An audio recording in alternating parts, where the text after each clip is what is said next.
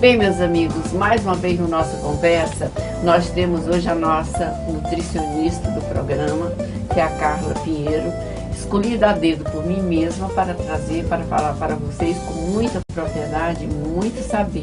A Carla é realmente uma excelente nutricionista e hoje ela vai nos dar realmente a receita séria para como você diminuir o seu abdominal, que é a eterna barriguinha, como ela fala, tá bom? Então, Carla, diga para os nossos telespectadores quais são as receitas que você indica para esse tipo de problema. Esse é um assunto que eu mais me deparo no meu consultório, que as pessoas mais perguntam, é como eliminar a gordura abdominal, como perder aquela barriguinha que nunca sai, né? Bem, esse assunto ele é de interesse tanto das pessoas que estão no quadro de sobrepeso, os obesos, que não devem perder só a gordura abdominal, mas tem toda uma questão de obesidade mórbida geral no seu organismo. É de interesse para aquelas pessoas que têm aquela barriga proeminente, que é a barriguinha de cerveja que a gente fala, e até aquelas pessoas que são magras, só que muitas vezes até por um problema de falta de postura, elas têm aquela gordura, uma barriguinha geralmente naquele canto inferior, que a gente chama aquela pochetezinha. Sim. Então a barriga proeminente, ela está presente na grande maioria das pessoas, né? A gente sabe que quer seja um indivíduo magro ou um indivíduo obeso, ele tem essa questão da gordura abdominal. E para você perder, ou pelo menos diminuir bastante essa adiposidade nessa região, tem três coisas fundamentais. A primeira é a alimentação, né? A reeducação alimentar. Ela é até mais importante do que a segunda é a prática de exercícios físicos. E a terceira realmente é uma questão postural, certo? A postura, ela realmente ajuda a gente a fortalecer a musculatura abdominal e até a diminuir essa adiposidade nessa região. Bem, primeiro ponto para a gente falar de alimentação que faz diminuir essa gordura abdominal. Lógico que existem alimentos que vão auxiliar diretamente, só que não existe alimento que resolva tudo sozinho. Não existe alimento milagroso. Por mais que surjam alimentos benéficos, como a chia, o óleo de coco, a linhaça, que são alimentos que a gente já vem falando aqui, eles não resolvem tudo sozinho. Você tem que ter uma reeducação alimentar. E como é que você vai ter essa reeducação alimentar? Primeiro passo, para você eliminar essa gordura abdominal, diminuir essa gordura, você tem que comer de 3 em 3 horas. Por que comer de 3 em 3 horas? Se você passa muito tempo sem comer, você vai com muita fome na próxima refeição. Come muito e esse excedente de comida, ele é armazenado na forma de gordura. Mesmo que você não coma muito, o que acontece? Gente que fala, eu como igual um passarinho. Eu passo o dia comendo só um pouquinho e ainda estou com um peso elevado. Você também tem que comer de forma adequada, mas comer de 3 em 3 horas. Por quê? Porque se você passa muito tempo sem se alimentar, o que acontece? O seu corpo, na hora que vê um carboidratozinho em excesso, ele já converte em gordura. Porque ele não sabe quando você vai se alimentar de novo, coisa que eu já vim explicando aqui, né? Então, comer de 3 em 3 horas é a primeira grande dica. Segunda dica é diminuir gordura. Quer perder gordura, tem que diminuir gordura saturada, obviamente, né? Onde é que a gente encontra essa gordura saturada? A gente encontra nas carnes, na picanha que a gente gosta de comer, na feijoada, a gente encontra nas frituras, na batata frita, certo? No próprio sorvete tem gordura saturada. Então, também na feijoada, né? Na feijoada, a não ser que você faça uma feijoada bem light, né? É muito difícil. Você sempre vai uma linguiça, um pé de porco, uma orelha de porco. Então, é uma gordura bastante saturada que você vai estar ingerindo aí. Então, para quem está querendo ficar com a barriguinha mais bacana, tem que aposentar a frigideira, não tem jeito. A frigideira, tudo que é frito, que é fritura, porque você adiciona um óleo. A comida normalmente já tem a gordura natural do alimento. Você está adicionando no processo de fritura. Então, evitar as frituras e passar a fazer as coisas grelhadas. O leite, por exemplo, não tem jeito. A gordura do leite não é uma gordura boa. Dos queijos amarelos também não é uma gordura boa. Então, passar a utilizar os desnatados, certo? Não é passar a usar tudo light diet. Porque muitas vezes esses alimentos tem até uma carga maior de produtos químicos. Os médicos já me falaram isso. Agora, no caso do leite, o desnatado, ele apresenta benefícios sim, para perda de gordura abdominal, perda de peso. Então, usar os alimentos desnatados, os queijos brancos, já é uma grande dica. A terceira dica, no caso, as pessoas pensam que é só cortar a gordura. Não é só cortar a gordura, você tem que diminuir também a ingestão de açúcares e de massas refinadas. Ou seja, doces, sorvetes, chocolates, principalmente chocolate feito ao leite. E as massas refinadas. E as massas refinadas. As pessoas pensam só na questão do doce, mas esquecem que o próprio arroz branco, ele tem um índice glicêmico muito elevado, ele causa o processo de lipogênese, o macarrão, os bolos que levam farinha de trigo. Então, como é que a gente foge disso? a gente tem que substituir esses alimentos refinados pelos integrais. Por quê? Porque esses alimentos refinados e o próprio doce, eles têm uma carga glicêmica muito alta. O que é isso? Eles aumentam muito o açúcar no nosso sangue. Quando o açúcar está muito elevado no nosso sangue, tem um hormônio que entra em ação, que é a insulina. A insulina também, ela se eleva.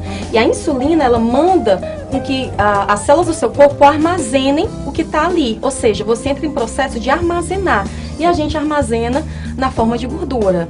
Então, esses alimentos que têm alto índice glicêmico, eles devem ser evitados, certo? Então, fazer uso de pães integrais, de arroz integral, substituir um pão de vez em quando e colocar, em vez de comer uma vitamina, um suco com um pão, você toma a vitamina e coloca aveia dentro, bota a linhaça dentro, o germe de trigo. Então aí você vai estar tendo carboidrato, mas vai tendo um carboidrato rico em fibras, como a gente já falou algumas vezes, que dá saciedade e auxilia nesse processo de emagrecimento e diminui o índice glicêmico. Outro fator seria beber bastante água entre as refeições. Quando a gente faz um consumo elevado de fibras, a gente tem que fazer um consumo elevado de água também para poder carrear essa fibra. Para essa fibra não ficar acumulada no nosso corpo, atrapalhando o nosso trânsito intestinal. Então essas seriam as dicas para a gente fazer uma reeducação alimentar. Agora, lógico que existem os alimentos que potencializam isso.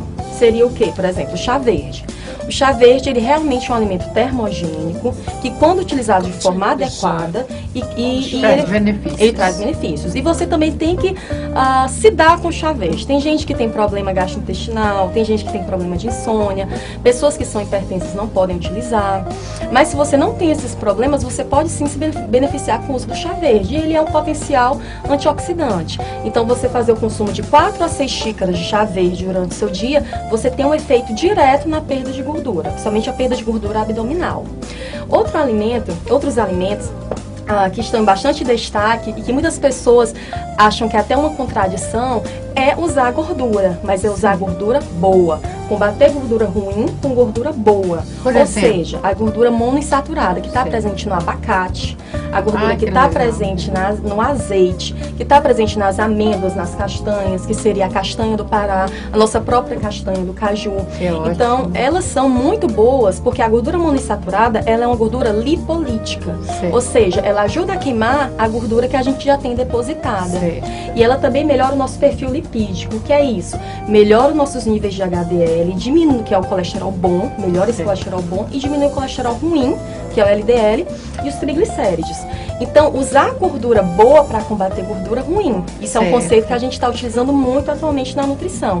Fazer o consumo do abacate não com açúcar. Aqui no Ceará a gente sempre relaciona abacate com açúcar. Não. Aí no caso leite você também, né? Também no leite. O ideal seria você usar o abacate dentro de uma vitamina, com leite desnatado no caso. Usar o abacate para preparações salgadas. A gente não tem muito hábito aqui no Ceará, mas lá fora a gente se utiliza muito. Utilizar dentro da própria salada de frutas.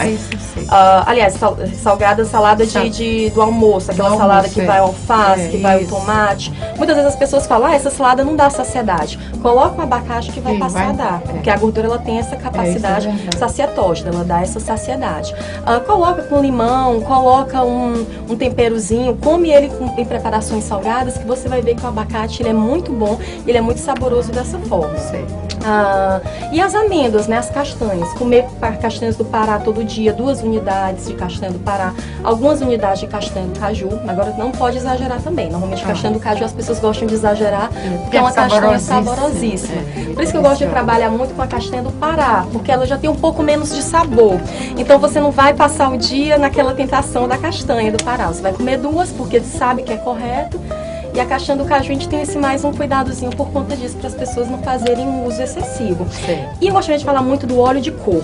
O óleo de coco é uma gordura que é até uma gordura saturada, parece até uma contradição, mas é uma gordura saturada que ela é um TCM, é um triglicéride ou triglicerídeo de cadeia média. O que quer dizer isso? Na hora que você come a gordura do óleo de coco, ela rapidamente é absorvida e rapidamente cai no fígado para ser convertida em energia. Então, o que acontece? Quando você converte um alimento rapidamente em energia, você aumenta a sua termogênese, você aumenta a sua taxa de metabolismo. Então, seu metabolismo fica mais acelerado. Consequentemente, você perde mais calorias. Além disso, o óleo de coco tem ômega 9. O ômega 9 também tem capacidades lipolíticas de queimar aquele depósito de gordura que já está no nosso organismo. Mas onde a gente encontra esse óleo de coco? O óleo de coco, ele é tá no assim... coco quando você come o coco? Não, no caso você tem que comprar ele já pronto. O óleo de coco, ele está sendo muito vendido, já tem supermercados, mas ele é mais facilmente encontrado em lojas de produtos naturais e tem farmácias de manipulação que estão fazendo as cápsulas. Mas eu gosto mais das preparações que você pode colocar na sua alimentação, que seria o óleo, você substitui o azeite de oliva pelo óleo de coco. Você pode botar na geladeira, forma tipo uma pasta, você usa em cima do pão. Você utilizar antes da atividade física, ele não tem muito sabor, certo? Mas você utilizando antes da atividade física, você tem energia, porque ele tem essa capacidade de se converter rapidamente em energia e te dá saciedade. Mas eu também gosto muito do óleo de coco utilizado nas refeições dos lanches, no horário da manhã e no horário da tarde. Porque normalmente quem está de dieta tem que comer o quê? Só uma frutinha. Ou então só uma salada de fruta, um iogurte desnatado. Normalmente a pessoa sente fome. Então, colocando o óleo de coco dentro, o que acontece? Você aumenta a saciedade e, consequentemente, consegue seguir mais facilmente a dieta e perder o peso. E, além disso, só para fechar, prática de atividade física, lógico que ajuda, porque aumenta o nosso metabolismo, queima calorias diretamente, e a questão do abdominal não vai fazer você perder barriga, mas vai trabalhar a região da musculatura e vai ajudar na questão postural. Quando você fica muito tempo encurvadinho, mesmo você sendo magrinho, normalmente você tem essa deposição de gordura. Então, quando você faz a questão dos abdominais, de forma que o seu educador físico vai lhe instruir, então você tem um fortalecimento da musculatura abdominal. Consequentemente, você melhora a sua postura e ainda alivia as dores que a gente tem na coluna. Agora, para encerrar hoje a nossa conversa, qualquer pessoa em qualquer idade pode usar o óleo de coco? Qualquer pessoa em qualquer idade pode sim. Desde os bebês, as pessoas de mais idade? Desde os bebês. Agora sim, eu costumo ser Quando bastante... eu digo bebê, eu falo de criança de 5 anos, que ainda é um bebê. Pode utilizar sim, né? pode utilizar o óleo de coco. Uma pessoa de 100 anos, 90 anos, 80 anos. Porque hoje não tem contraindicação. A única contraindicação seria você, não é nem contraindicação, é uma cautela. Você não fazer o uso excessivo logo dele.